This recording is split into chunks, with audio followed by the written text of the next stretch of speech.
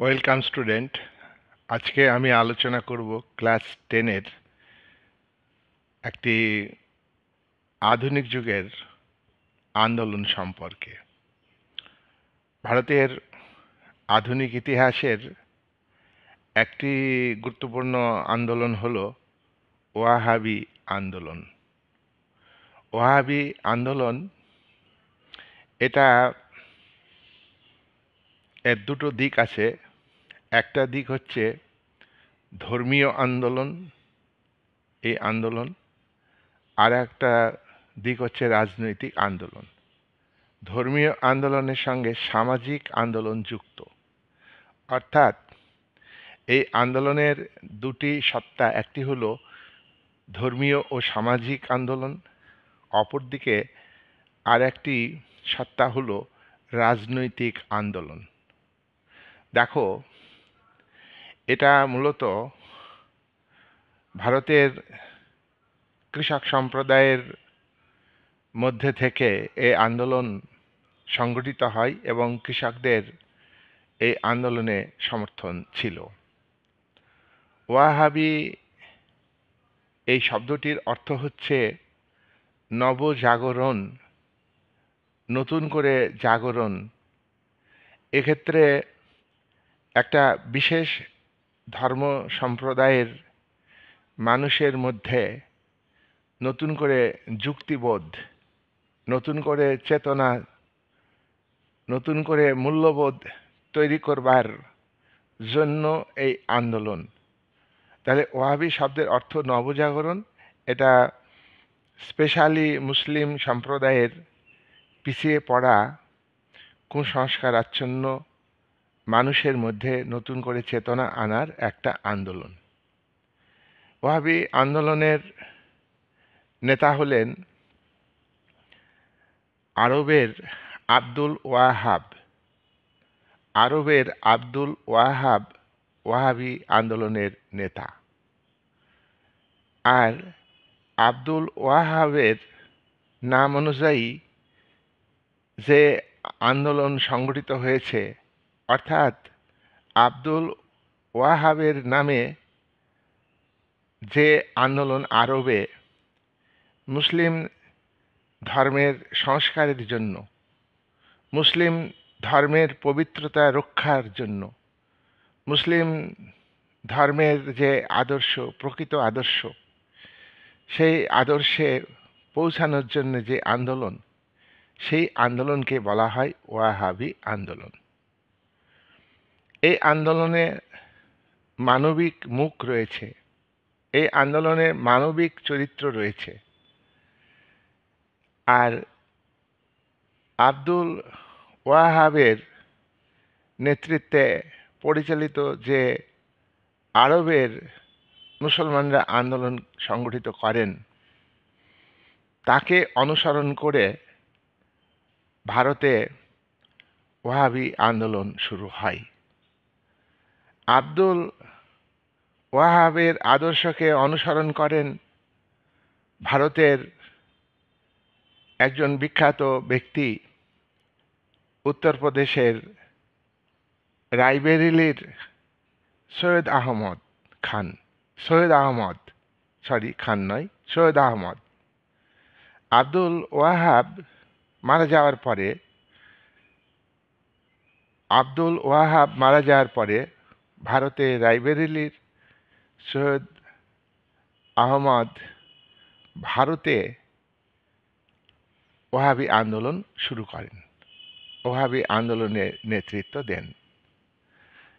ভারতবর্ষে এই আন্দোলন শুরু হয় 19 শতকে, বা 19 শতক ধরে, অর্থাৎ 1800 থেকে 1899 সাল পর্যন্ত ভারতের ওয়াহাবি আন্দোলন বিস্তার লাভ করে। সৈয়দ আহমদ মারা যাওয়ার পরে ভারতে ওয়াহাবি আন্দোলনের নেতৃত্ব দেন দুজন ব্যক্তি, অর্থাৎ সৈয়দ আহমদের দুজন শিষ্য, একজন হলেন এনায়েত আলী, আর একজন হলেন বিলায়েত আলী, এই দুজনের ভারতে সৈয়দ আহমদের পরবর্তীকালে ওহাবি আন্দোলনে নেতৃত্ব দিয়েছেন। এই আন্দোলন বঙ্গদেশের বঙ্গের পূর্ব দিক থেকে অর্থাৎ ঢাকা থেকে উত্তর পশ্চিমের অবস্থিত পেশোয়া পর্যন্ত বিস্তার লাভ করে। এই আন্দোলনের নেচার বা প্রকৃতি সম্পর্কে বিতর্ক আছে ঐতিহাসিকদের মধ্যে, বিভিন্ন চিন্তাবিদদের মধ্যে ব্যাপক মতভেদ আছে। এই আন্দোলনটা শুধু কি ইসলাম ধর্মের পবিত্রতা রক্ষার জন্য আন্দোলন, বা এটা মুসলিম সম্প্রদায়ের আন্দোলন, হিন্দু বিরোধিতার আন্দোলন, না ব্রিটিশ বিরোধী আন্দোলন? কেউ বলেছেন এটা ধর্মীয় আন্দোলন এবং সামাজিক আন্দোলন, আবার অপরদিকে কেউ বলেছেন যে এটা একটা রাজনৈতিক আন্দোলন, ব্রিটিশ বিরোধী আন্দোলন, ব্রিটিশ সরকারের বিরোধিতা করা। এটা ওহাবি আন্দোলনের মধ্য দিয়ে করা হয়েছে। তাই এই আন্দোলনটাকে কেউ বলেছেন এটা রাজনৈতিক আন্দোলন। আবার মুসলিম ধর্ম সম্প্রদায়ের মধ্যে যে কুসংস্কার, কোরআনের মূল যে আদর্শ, সেই আদর্শ থেকে অনেকে সরে এসে ইসলাম ধর্মকে বিকৃতভাবে আলোচনা করছেন, ইসলাম ধর্মকে বিকৃতভাবে তুলে ধরছেন, তাতে ইসলাম ধর্মের ক্ষতি হচ্ছে। ইসলাম ধর্মকে শুদ্ধিকরণ করতে হবে।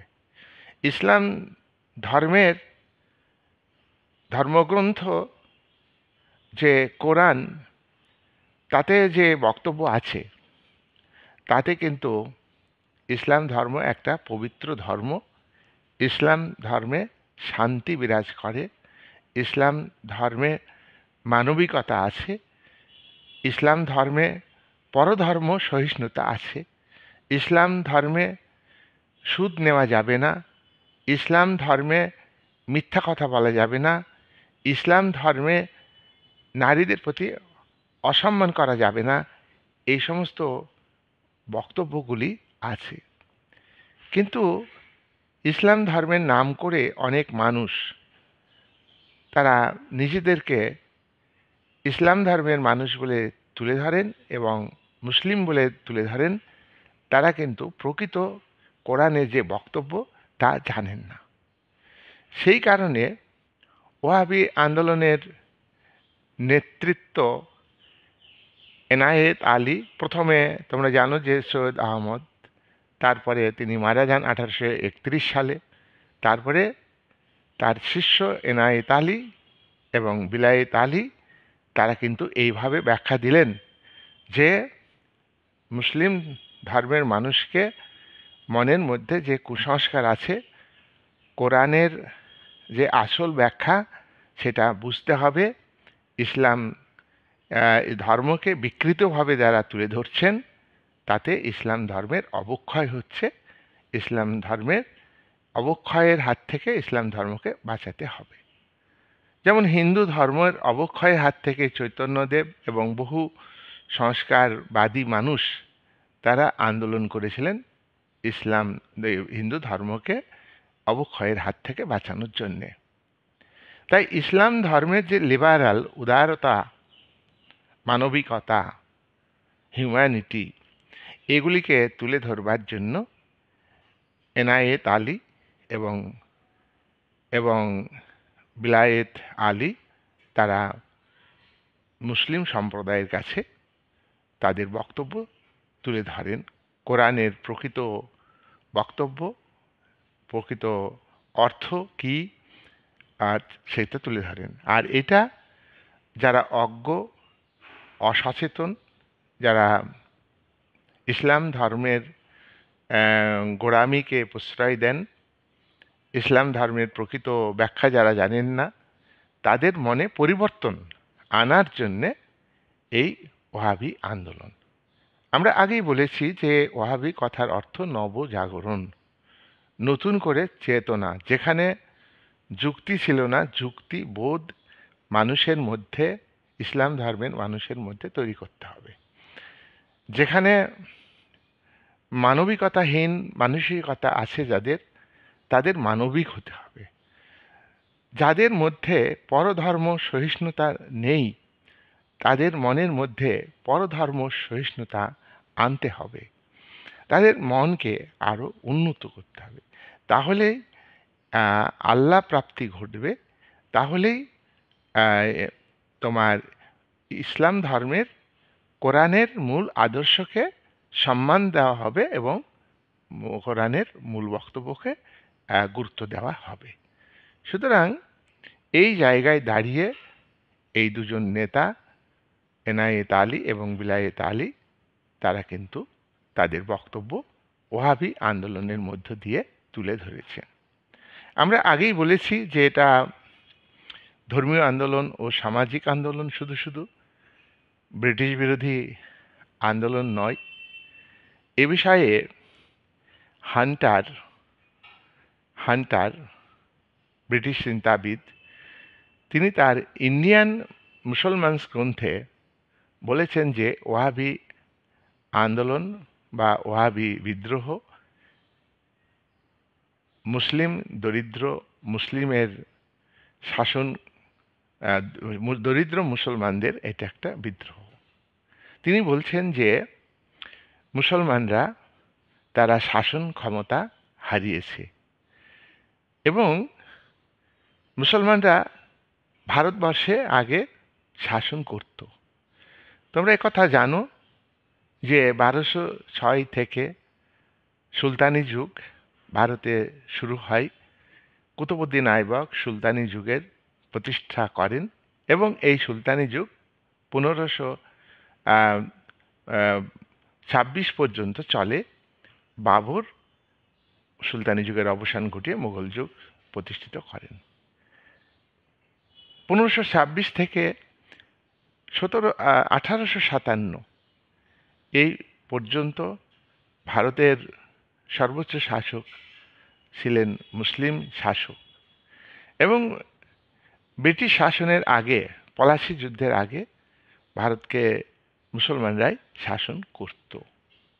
সেই শাসনের যে অধিকার তারা হারিয়েছে।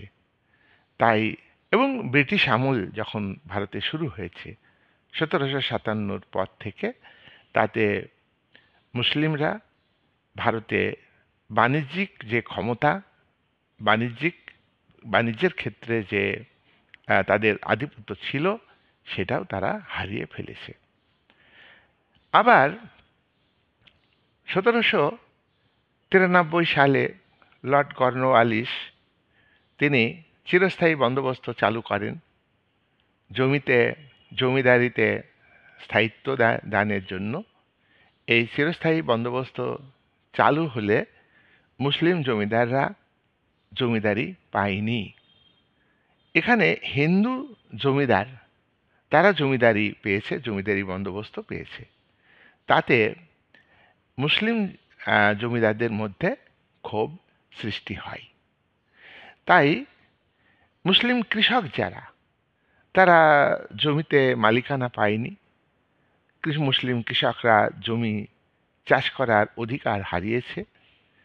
তাহলে কৃষিতে দেখা যাচ্ছে যে হিন্দুদের আধিপত্য প্রতিষ্ঠিত হয়েছে। তাহলে দেখো, শাসন ক্ষমতা একসময়ে মুসলিমদের ছিল, সেই অধিকার তারা হারিয়েছে। বাণিজ্যের ক্ষেত্রে মুসলিমদের আধিপত্য ছিল।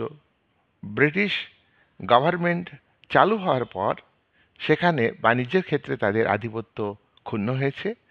3 নাম্বার হলো কৃষিতে যে আধিপত্য ছিল, সেই আধিপত্য তাদের ক্ষুণ্ণ হয়েছে।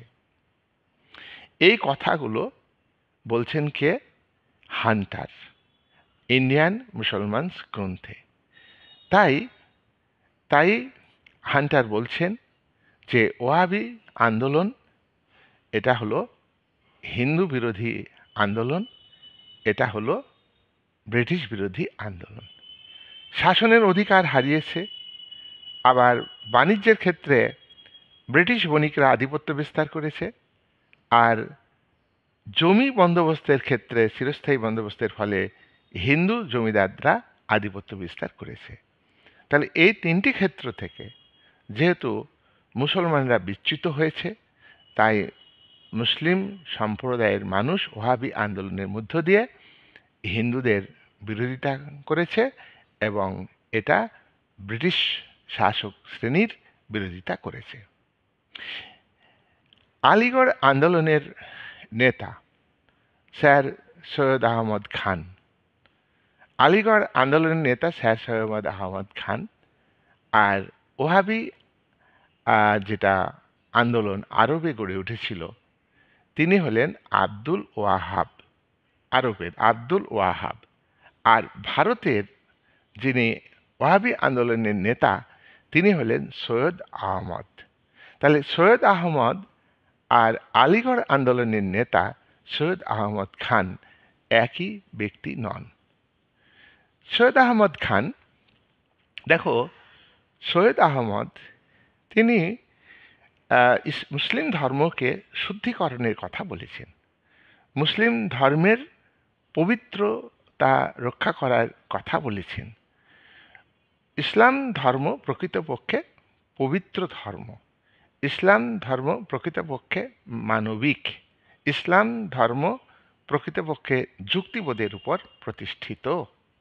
কিন্তু সেই জায়গা থেকে ইসলাম ধর্মটা বিচ্যুত হচ্ছে, তার হাত থেকে ইসলাম ধর্মকে রক্ষা করতে হবে এবং ইসলাম ধর্মের যে প্রকৃত লক্ষ্য সেই লক্ষ্যে পৌঁছানোর চেষ্টা করতে হবে।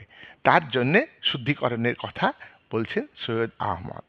আর আলিগড় মুভমেন্টের শিক্ষার ব্যাপারে আন্দোলন করেছেন, সামাজিক সংস্কারের ক্ষেত্রে ইসলাম সমাজের পরিবর্তনের কথা বলেছেন, যেখানে তিনি নারী শিক্ষার কথা বলেছেন, নারী স্বাধীনতার কথা বলেছেন, পর্দা প্রথার বিরোধিতা করেছেন। কোরআনের কথা তুলে ধরে তিনি মুসলিম ধর্মের মধ্যে একটা প্রগতিমূলক পরিবর্তন, উন্নয়ন ঘটানোর চেষ্টা করেছেন।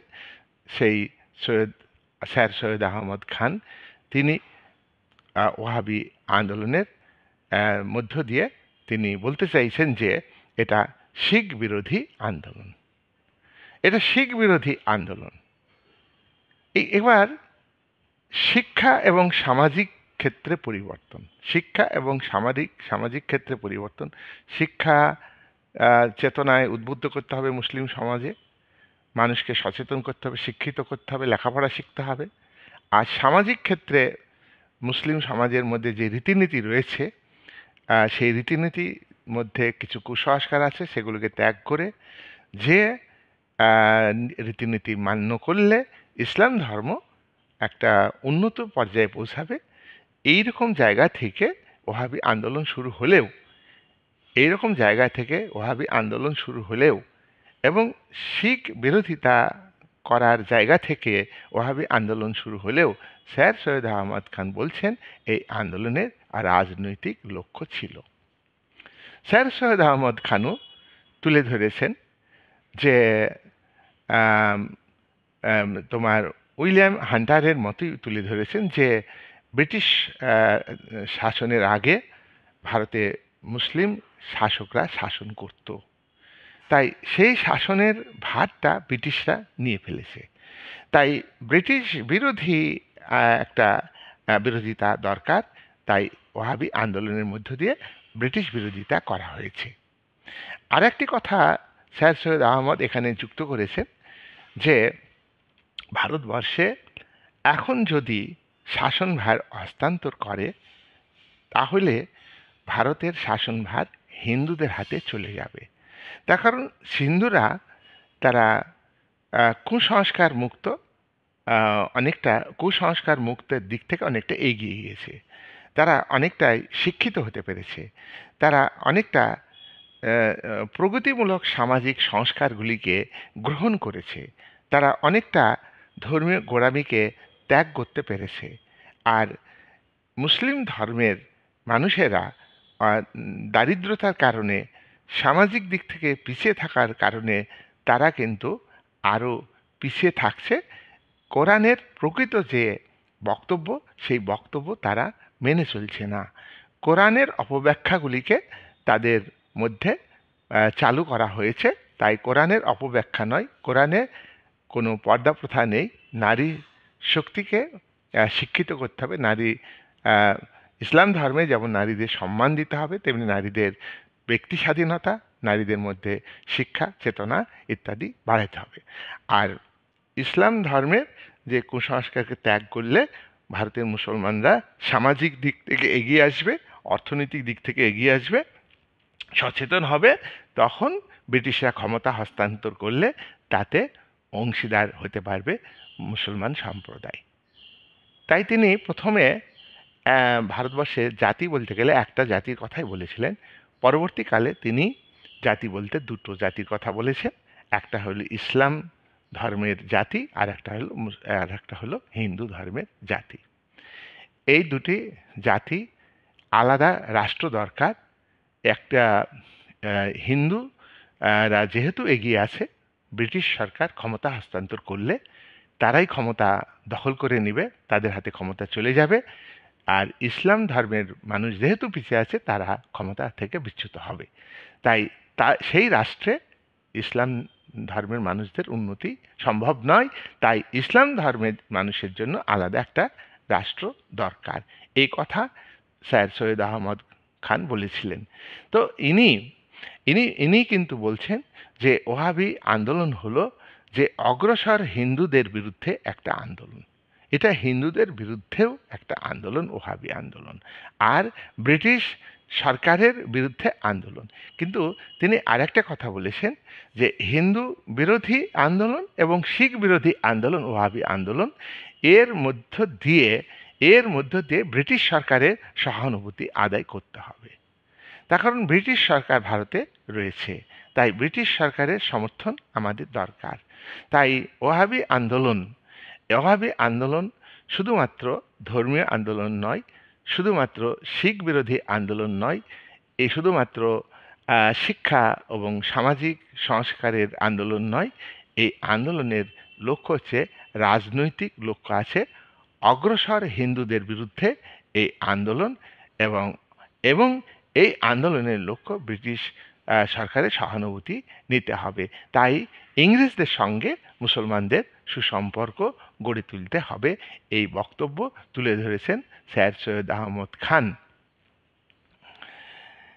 এনায়েত আলী, বিলায়েত আলী, তারা বলেছেন যে এই আন্দোলনকে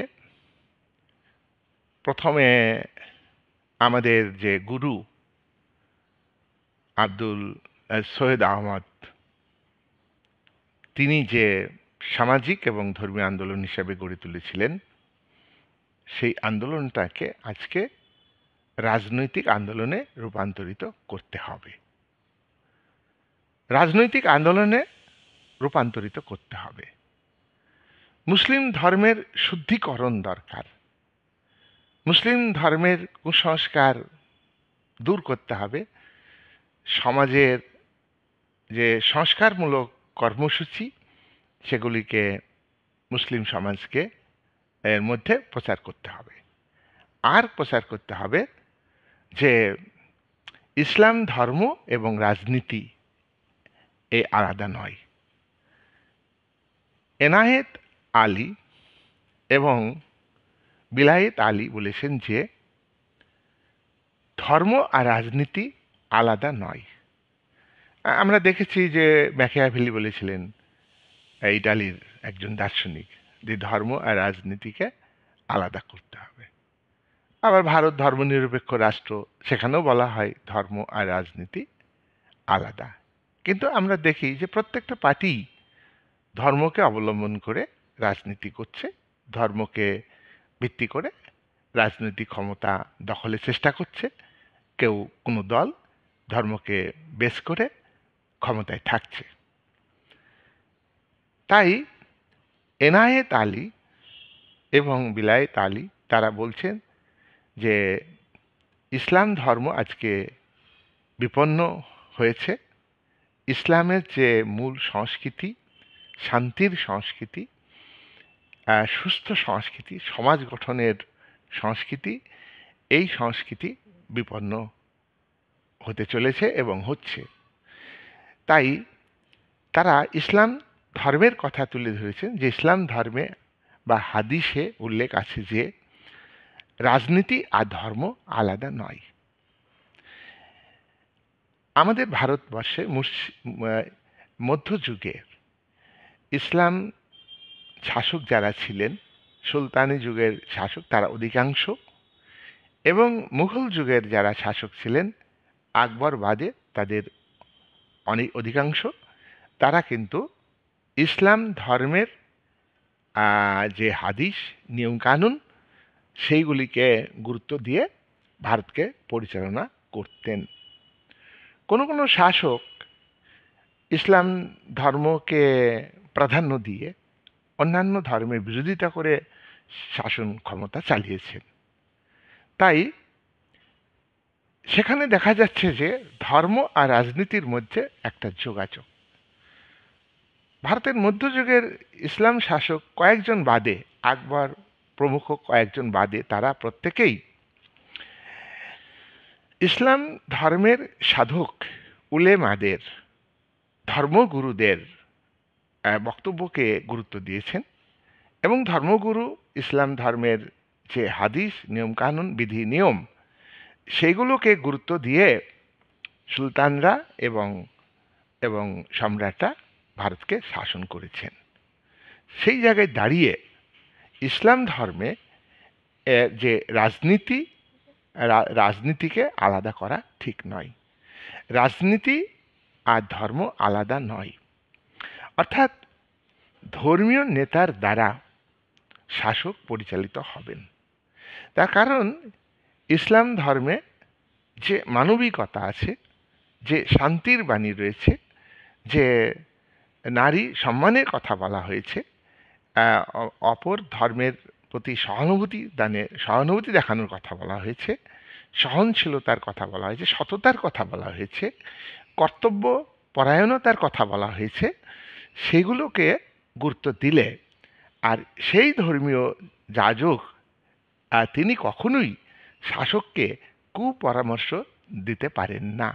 প্রকৃতপক্ষে যদি ইসলাম ধর্মকে ধর্মযাজক তুলে ধরতে পারেন এবং তার ভিত্তিতে শাসককে যদি পরামর্শ দেন, তাহলে সেই পরামর্শ সুপরামর্শ হবে, সেই পরামর্শ জনকল্যাণমূলক হবে, সেই পরামর্শের মধ্যে প্রত্যেকটা মানুষ সম্মান পাবে, মর্যাদা পাবে। শাসনের ক্ষেত্রে, আইনের ক্ষেত্রে শাসক শ্রেণী সমদৃষ্টিভঙ্গি গ্রহণ করতে পারবে।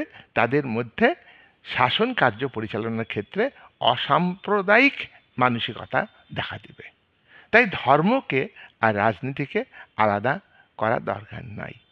ধর্ম যেখানে, রাজনীতি সেখানে। আর ধর্মনিরপেক্ষতার আদর্শে বলা হয় যে রাজনীতি বাহ্যিক বিষয় আর ধর্ম হচ্ছে মনের ব্যাপার, বিবেকের বিষয়। প্রত্যেকটা মানুষের বিবেক আলাদা আলাদা। তার বিবেক অনুযায়ী ধর্ম গ্রহণ করবে, ধর্ম পালন করবে এবং ধর্ম প্রচার করবে। আর রাজনীতি হচ্ছে বাহ্যিক বিষয়। মানুষের আইন যেমন মানুষের বাহ্যিক আচার আচরণকে নিয়ন্ত্রণ করে, আইন কখনোই মানুষের মনের দিককে নিয়ন্ত্রণ করতে পারে না। তাহলে ধর্ম মনের ব্যাপার, আর রাজনীতি, রাষ্ট্র পরিচালনার আইন কানুন, এটা বাহ্যিক বিষয়।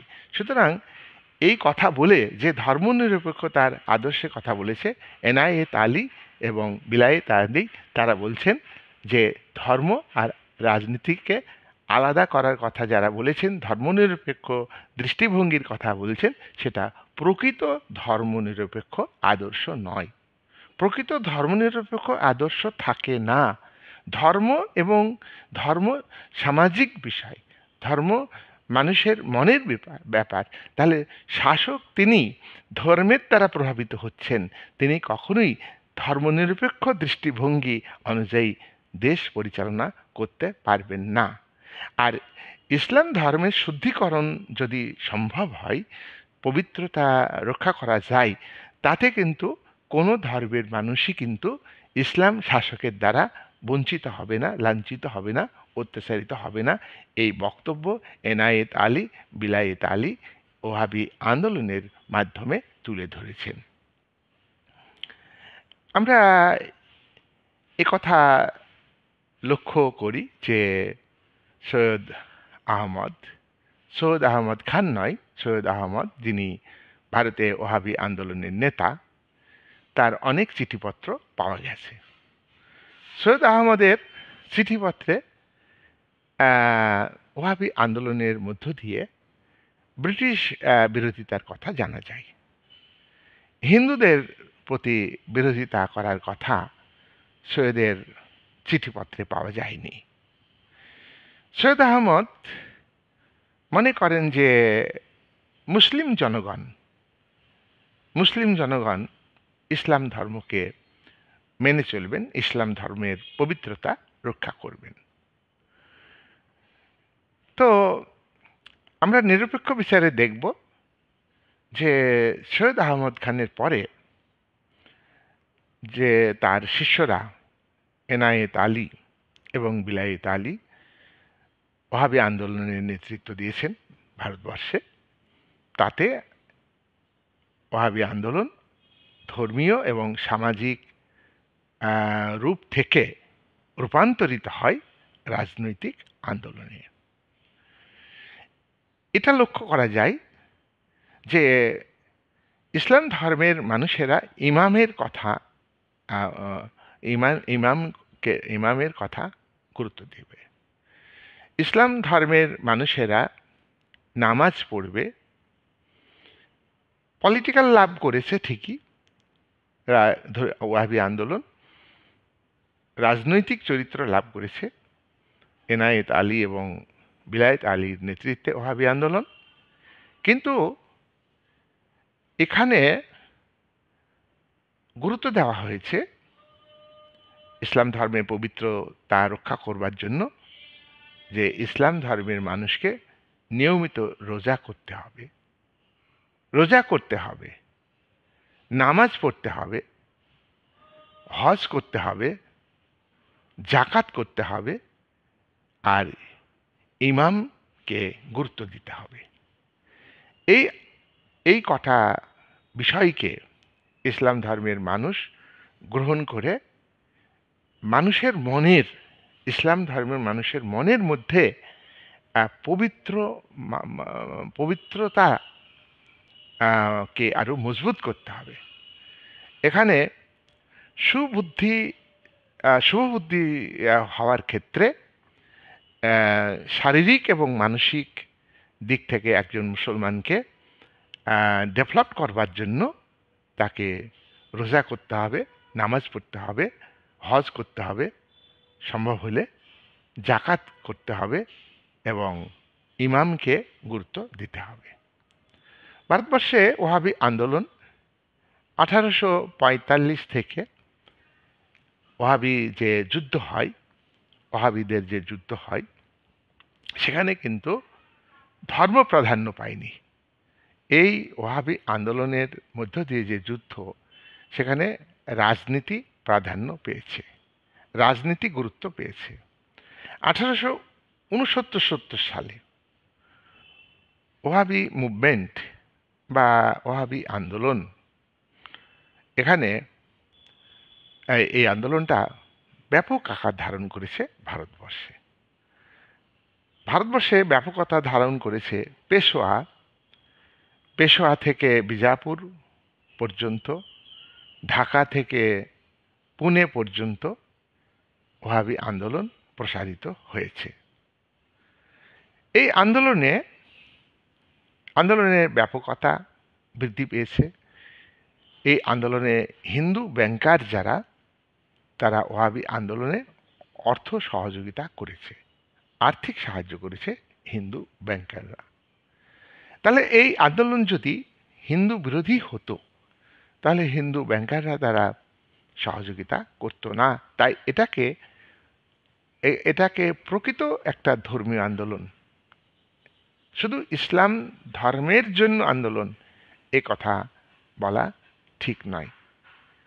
আর হিন্দু রাজারা, ভারতে যারা হিন্দু রাজা, তারা ওহাবি যোদ্ধাদের আশ্রয় দিয়েছে। তাহলে আশ্রয় দিয়েছে, ওহাবি যোদ্ধারা কাদের বিরুদ্ধে যুদ্ধ করছে?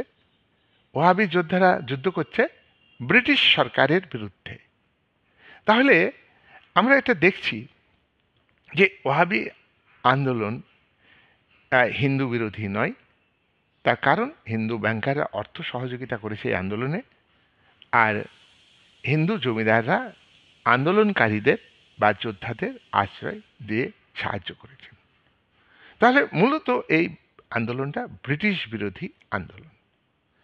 তাহলে শেষমেশ আমরা একটা কনক্লুশনে আসব যে ওহাবি আন্দোলন এটা এটা একমাত্র ধর্মীয় আন্দোলন নয়, একমাত্র সামাজিক আন্দোলন নয়, এই একমাত্র রাজনৈতিক আন্দোলন নয়।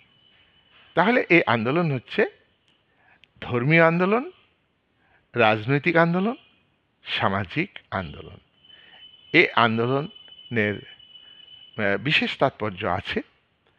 এই আন্দোলনের মধ্য দিয়ে মুসলিম সমাজের মনের মধ্যে যে কুসংস্কার আচ্ছন্ন মানসিকতা ছিল তা দূর করতে সাহায্য করেছে। শিক্ষা গ্রহণে এগিয়ে এসেছে। পাশ্চাত্য শিক্ষাকে তারা অবহেলা করত, সেই জায়গায় পাশ্চাত্য শিক্ষা গ্রহণে মুসলিম সম্প্রদায়ের মানুষের মধ্যে অনেকে অগ্রসর হয়েছে, চেতনা বৃদ্ধি পেয়েছে এবং কোরআনের যে মূল বক্তব্য, পবিত্র বক্তব্য, মানবিকতার বক্তব্য, কর্তব্য পরায়ণতার বক্তব্য, নারী জাতিকে সম্মান জানানোর যে আদর্শ, সেগুলি এই আন্দোলনের মধ্যে প্রাধান্য পেয়েছে। পাশাপাশি এই আন্দোলন ব্রিটিশদের বিরুদ্ধে গড়ে উঠেছিল।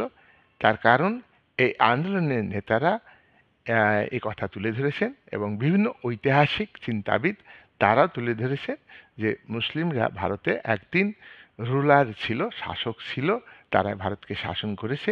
সেই শাসনের অধিকার মানে হারিয়ে গিয়েছে, ব্রিটিশরা সেই শাসন ক্ষমতা দখল করে নিয়েছে। বাণিজ্যের ক্ষেত্রে মুসলিমদের আধিপত্য ছিল, সেই আধিপত্য নষ্ট হয়েছে। বাণিজ্যের ক্ষেত্রে হিন্দুরা আধিপত্য বিস্তার করেছে, যা এবং কৃষিতে হিন্দুরা আধিপত্য বিস্তার করেছে, আর বাণিজ্যের ক্ষেত্রে ব্রিটিশরা আধিপত্য বিস্তার করেছে। এটাকে মেনে নেওয়া যায় না। তাহলে এই আন্দোলনের একটা বাহ্যিক রাজনৈতিক দিক ব্রিটিশ বিরোধিতা করে ব্রিটিশ শাসনের অবসান ঘটানোর পরিবেশ তৈরি করা, আর অন্যদিকে মুসলিম সমাজের মধ্যে যে জড়তা, যে কুসংস্কার, যে মানে কি বলবো, একটা সংস্কারমূলক দৃষ্টিভঙ্গির অভাব, এইগুলোকে দূর করে ইসলাম ধর্মকে আরও এগিয়ে নিয়ে যেতে হবে। ইসলামের যে মূল লক্ষ্য, সেই লক্ষ্যে পৌঁছানোর চেষ্টা করতে হবে। এই হলো ওয়াহাবি আন্দোলন। এর পরবর্তীকালে আমি তোমাদের আরেকটি আন্দোলন আছে ইসলাম ধর্মের, এটা এটা এটা এই ওয়াহাবি আন্দোলনের পাশাপাশি ওটাও গুরুত্বপূর্ণ, সেটা হলো ফরাজি আন্দোলন। পরের ভিডিওতে ফরাজি আন্দোলন সম্পর্কে আলোচনা করব।